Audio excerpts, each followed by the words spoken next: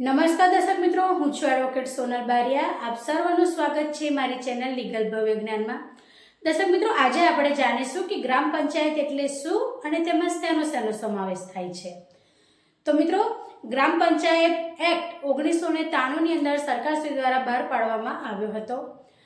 આ જે એક્ટ છે એની કલમ 55 ની અંદર જે ગામના જે સરપંચશ્રી હોય છે તેમના શું કાર્યો હોય છે તે દર્શાવવામાં આવેલા છે.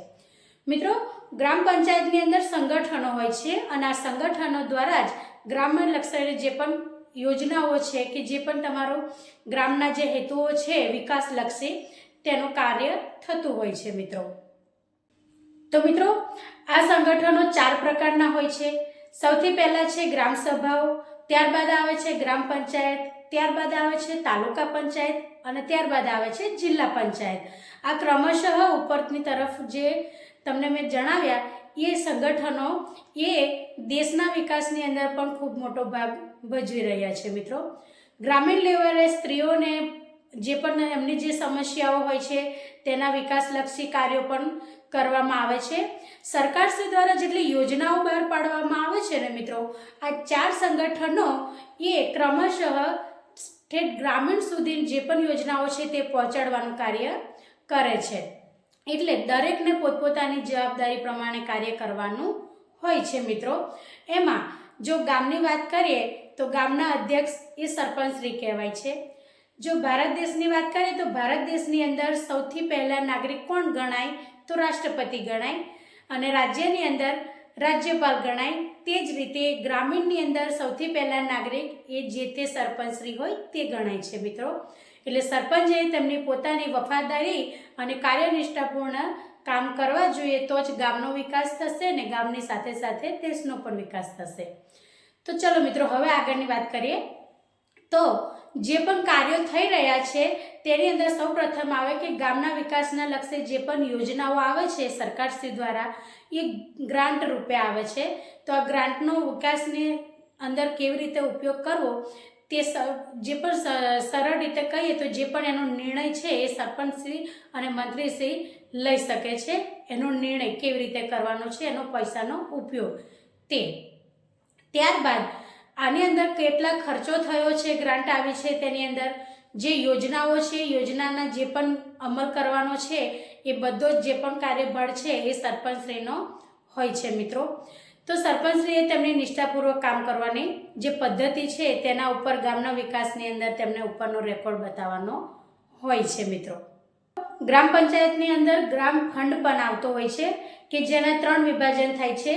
જે મહેસૂલ વિભાજનમાં આપણે જોઈએ તો તેનો જે ફંડ છે એ ફંડની અંદરથી આવતી આવક, તેનો ખર્ચ અને તેનું દેવું આ બધું જ દર્શાવવાનું હોય છે. મિત્રો, ગ્રામ પંચાયતે કોઈ એવા ઉપકરણોનો ઉપયોગ કરવો જોઈએ અથવા એવી કોઈ પણ પ્રકારની નવી નીતિનો અમલ કરવો જોઈએ કે જેના દ્વારા તે પૈસા ઉઘરાવી શકે અને ગામનો વિકાસ કરી શકે અને ફંડની અંદર આવક થઈ શકે. તેની અંદર તેઓ ઘણી બધી અલગ અલગ પ્રકારની જે પદ્ધતિઓ છે તેના દ્વારા નવું તે લોકો વ્યવસાયિક ક્ષેત્રે વિકાસ કરી શકે છે.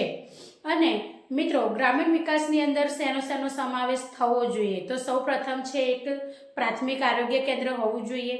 ત્યારબાદ મત્સ્ય ઉદ્યોગ, દૂધ ઉદ્યોગ, તે ઉપરાંત પશુપાલન અને ખેતીને લગતા વિકાસલક્ષી જે પણ યોજનાઓ છે તેની જાણકારી આપતું એક કેન્દ્ર હોવું જોઈએ. સરસ એક પ્રાથમિક શાળા હોવી જોઈએ કે જેની અંદર બાળકોને સારું એવું શિક્ષણ મળી શકે. તે ઉપરાંત રસ્તા અને પાણીની વ્યવસ્થા પણ સુવ્યવસ્થિત હોવી જોઈએ જેથી કરીને ગ્રામજનોને એમને વિકાસલક્ષી કાર્યોનો અંદાજો તો આવે, સાથે સાથે એમનું પણ જીવન અંદર વધારે સરસ રીતે પસાર થઈ શકે. તે ઉપરાંત જે પણ પશુપાલકની જે વ્યવસાય કરે છે તેમને પણ પોતાની રીતે એમને અલગ પ્રકારનું એક દવાખાનું હોવું જોઈએ કે જ્યાં આગળ એમના પોતાના પશુઓની પણ તે સારવાર કરાવી શકે. મિત્રો, તો ગ્રામ પંચાયતની અંદર આ એક જે સામાન્ય જે પ્રાથમિક જરૂરિયાતો છે તે દરેક વસ્તુનો સમાવેશ થયેલો હોવો જોઈએ. મિત્રો, હવે આપણે જાણીએ કે સરપંચશ્રીના કાર્યો શું હોય છે. તો મિત્રો, ગુજરાત પંચાયત એક્ટ 1993 ની કલમ 55 ની અંદર સરપંચશ્રીના શું કાર્યો હોય છે તે દર્શાવવામાં આવેલ છે. મિત્રો, તો સરપંચશ્રીએ સૌપ્રથમ ગ્રામીણ ક્ષેત્રની જે પણ બેઠકો છે તેનું સંચાલન કરવાનું તેમનો કાર્ય છે।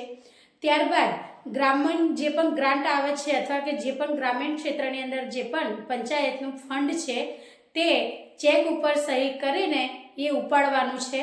પરંતુ મિત્રો માત્ર ખાલી સરપંચશ્રીની સહી નહીં હોતી, એની અંદર મંત્રીની અને સરપંચશ્રીની સહિયાળી સહી હોય છે ચેક ઉપર, ત્યારે જે ગ્રામનું જે ફંડ આવ્યો હોય છે તે ઉપડી શકે છે, એટલે કે રકમ નીકાળી શકે છે।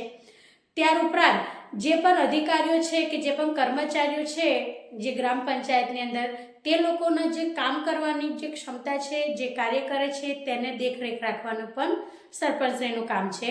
સભાઓ યોજવાનું, નવા જે પણ સરકારશ્રી દ્વારા યોજનાઓ પાડવામાં આવે છે બહાર, તેનું સંચાલન કરીને ગ્રામીણ સભાની અંદર દરેક વ્યક્તિને સુધી પહોંચાડવાનું કામ પણ સરપંચશ્રીનું કરવાનું હોય છે। તે ઉપરાંત જ્યારે પણ ગામની અંદર કોઈ પણ પ્રકારની તકરારી બાબત થતી હોય છે અને સામાન્ય સુલેથી જો એનું સંતુલન કરીને પતાવટ કરવાની હોય છે, તેવા સમયે પણ સરપંચશ્રીએ તે સભા યોજીને તેવી તકરારી બાબતોનું નિવારણ કરી શકે છે, પરંતુ સામાન્ય બાબતમાં મિત્રો। તો આ રીતે સરપંચશ્રી તેમને પોતાનું કાર્ય એ નિષ્ઠાપૂર્વક વર્તન કરીને અને પૂર્ણ કરવું જોઈએ મિત્રો। હવે બીજી બાબત એ છે કે સરપંચશ્રીને જ્યારે કોઈ પણ કારણોસર પદ ભ્રષ્ટ કરવા હોય તો ત્યારે એમનું શું ભૂલ થઈ હોય ત્યારે તે આપણે એમને જે પદ છે તે લઈ શકીએ છીએ પાછું। તો તેના વિશેની જાણકારી આપું મિત્રો। તો જ્યારે કોઈ શરમજનક અથવા તો કોઈ પણ ગેરવર્તણૂક કર્યું હોય સરપંચશ્રીએ, તે ઉપરાંત તે પોતાની ફરજો ના નિભાવતા હોય અથવા તો જે કાર્ય એમને કરવાના છે એની અંદર એ વારંવાર જો ભૂલ કરતા હોય અથવા તો કોઈ પણ પ્રકારનું એમને કાળું નાણું એટલે કે જે એમનું ફંડ આવે છે એની અંદરથી જો એમને પૈસા લઈ લીધા હોય કોઈ કારણસર, એટલે કે એની અંદર એમને કોઈ ગફલત કરી હોય, તો આવા જે પણ સજાને પાત્ર ગુનાઓ છે તેની અંદર જો એમની સંડોવણી હોય તેવા સંજોગોની અંદર સરપંચશ્રીનું તેમનું પદ ભ્રષ્ટ થઈ શકે છે। હવે પદ ભ્રષ્ટ કરવાની સત્તા કોણે છે? તો એમનું જે પદ ભ્રષ્ટ છે એટલે કે એમનું પાસે જે સરપંચશ્રીનું પદ છે તે પાછું ખેંચી લેવાની સત્તા એ ગ્રામ પંચાયત અને તાલુકા પંચાયતે જિલ્લા વિકાસ અધિકારીશ્રીનો હોય છે એ સત્તા, કે એમની પાસેથી એમનું સરપંચનું જે પદ હોય છે પાછું લઈ શકે છે મિત્રો। જો જિલ્લા પંચાયતની અંદર કોઈ વ્યક્તિનું પદ ભ્રષ્ટ કરવાનું હોય તો તે સત્તા વિકાસ કમિશનરને સોંપવામાં આવેલી છે। તે ઉપરાંત મિત્રો જો રાજ્ય સરકારને યોગ્ય લાગે તો તેઓ જે 4 સંગઠનો છે, તાલુકા પંચાયત, જિલ્લા પંચાયત, ગ્રામસભા જે છે, એ બધાની જ ઉપર દેખરેખ રાખવા માટે કોઈ પણ એક અધિકારી અથવા એકથી વધારે અધિકારીઓની નિમણૂક પણ કરી શકે છે મિત્રો। આજના માટે આટલું જ। જો વિડીયો સારો લાગ્યો હોય તો કોમેન્ટમાં જરૂરથી જણાવજો અને મિત્રો તમારો કોઈ પ્રશ્ન હોય તો એ પણ જણાવજો। જય હિન્દ, જય ભારત।